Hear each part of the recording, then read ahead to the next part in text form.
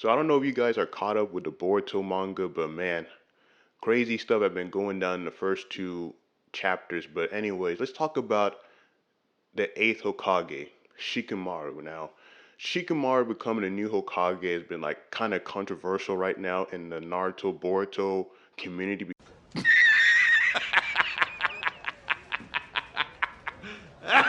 because for those that don't know what happened to Naruto, Naruto is currently incapacitated right now with his wife.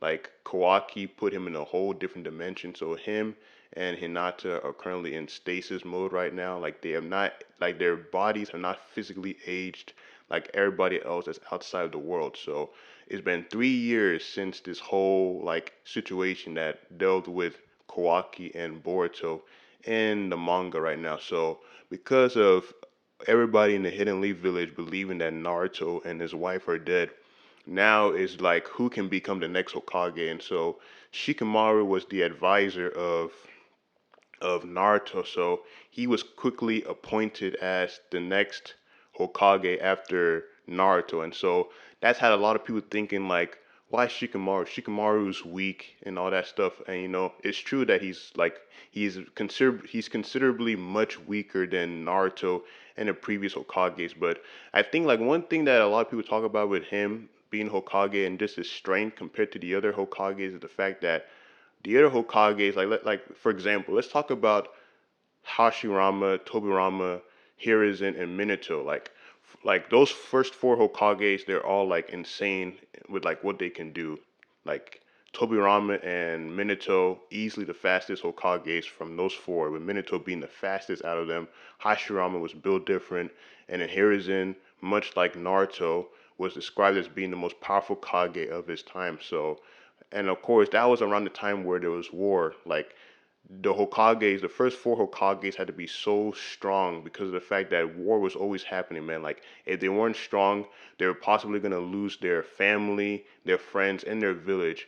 But now that we have the setting of Boruto now, like, there's not really a desire for shinobis to be strong now because they're in a peaceful time now. Besides all the stuff that happened with Kawaki and Boruto and Code, like it's been like peaceful for the shinobis for a long time. Like I feel like Kakashi's time as Hokage was when all this peace stuff really started to happen because it happened after the war and it was known as the blank period where nothing crazy really happened. So Shikamaru being the next Hokage, it's kind of, I mean, like for me, like in my opinion, like I'm okay with it because Shikamaru's always been one of my favorite characters in the series. But even me, I think like there's much better candidates in like the Hidden Leaf Village that could have been the Hokage instead of him, and I'm going to be discussing some of them in this video. I feel like Shikamaru, while he's not as strong as Naruto and the previous Hokages, he makes up for it with his wit. Like the guy is smart. I feel like we've not really like seen what he like. Once we get like a few more chapters of this time skip, because like it's only been 2 chapters so far. Right now, we just saw like one chapter of Shikamaru as Hokage, and he was confronting Sarada because Sarada is siding with Boruto. And at this point in the story, everybody is against Boruto with the exception of Sarada and the other girl. I forgot her name. Like I don't really pay that much attention to her, but when she shows up, she shows up. So anyway, so that's probably another reason why a whole lot of people are feeling iffy about Shikamaru right now as Hokage. But we have not really seen much of him yet to really like discuss if he will be a great or bad Hokage. But let's first talk about the first candidate on who I thought could have been a great Hokage, and that is Sakura Uchiha. Like she's easily like the one that everybody's talking about that could have been a great Hokage because like besides Naruto and Sasuke, she's easily the most powerful like shinobi in the Hidden Leaf Village that also is in Boruto and Kawaki because we know those two by the end of this time skip story, those two are going to be on a whole nother level of strength, like how Naruto and Sasuke were at the end of Shippuden. But Sakura, she has like literally all like the means of being such a great Hokage in my opinion. Like she surpassed Tsunade in every way, bro. And then besides Naruto and Sasuke, she's easily like advanced Kage level, man. Like I feel like she's really like up there in terms of strength when it comes to ranking someone in a Kage level. Like she's easily past Kage level, and she has all the feats to back it up, man. Not just from like Shippuden, man. Like her fight with Sasori, like all the stuff that she did during the Fourth Shinobi War, her actually being able to kind of go up against Kage a little bit, and then her fight with Shin Uchiha during the Boruto anime and in the Naruto Gaiden series that Kishimoto did a few years back. So she has all the means to be a great Hokage, and then of course, like she surpassed Tsunade in every way. Like we know this, like Naruto surpassed Jiraiya, Sasuke surpassed Orochimaru, but I feel like the reason why she was not chosen as the next Hokage is because of the fact that number one, all the stuff that's going on with Sasuke right now. Because now the Hidden Leaf Village is viewing Sasuke as a traitor now because he escaped with Boruto, and right now in the story they're believing that Boruto was the one that killed Naruto. Because Naruto he's nowhere to be found. There's no body of him, anything. So I think because of her connection with Sasuke, that's why she was not chosen as the next Hokage. And then also the fact that Sarada is always fighting Shikamaru's like position, like you don't believe me, like you don't believe me that I'm saying that Boruto is not like the traitor, like he didn't kill the seventh Hokage. Like I feel like that's also another reason why, because Sarada continues challenging Shikamaru. Like they're probably suspecting Sakura too because of the fact that she's closely related to these two people. Like they're probably thinking that Sarada might betray them too, like they think Sasuke has with him escaping with Boruto. So it's really crazy, and also because she's the head of anything that goes with medical and hospital things in Konoha. So it really sucked, man. Like Sakura could have been like a really great Hokage in my opinion if she was selected, but also it might undermine Sarada's goal of being Hokage too, because she wants to be Hokage. But then again, Minato was Hokage, and then his son Naruto became Hokage. So I feel like that argument doesn't really make sense either.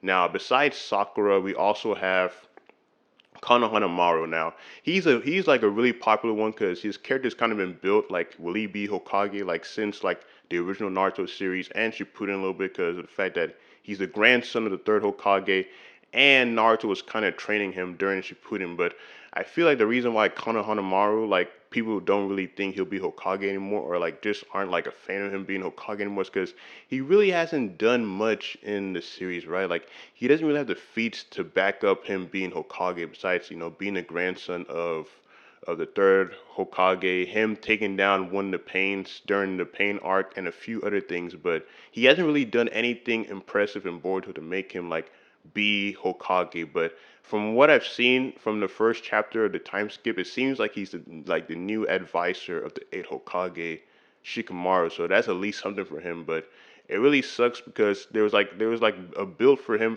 to be the next Hokage, or at least one of the future Hokages after Naruto. But I guess we won't see that. And now another one that a lot of people talk about is why didn't Tsunade, you know, regain her position as Hokage. I feel like during this time in Boruto, she's at least in her 70s, so she'll be much older than when Hiruzen was when he was Hokage during part one of Naruto. So I feel like the reason why she's just dismissed, in my opinion, as Hokage is because she's too old, she's retired, and then what's the point of her being Hokage when there's a better spot in terms of it being Sakura? Because Sakura has surpassed Tsunade in every way. So like, what's the point of her becoming Hokage again when there's Sakura who can, in my opinion, she can really do well as Hokage. Like she has all the feats, man. She has everything that she needs to be Hokage. And then like besides, I think Shikamaru, like she can be trusted by a lot of people in the Hidden Leaf Village because she was very instrumental to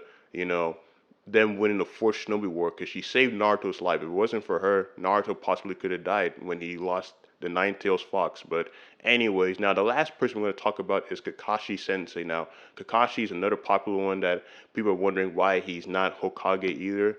And I would like Kakashi too, but the thing that really stings for him not to be Hokage is the fact that he has not made any appearances in the Boruto manga at all. Like out of any of the like popular old school characters, he has never showed up. So that's the reason why I believe he just wasn't selected as Hokage.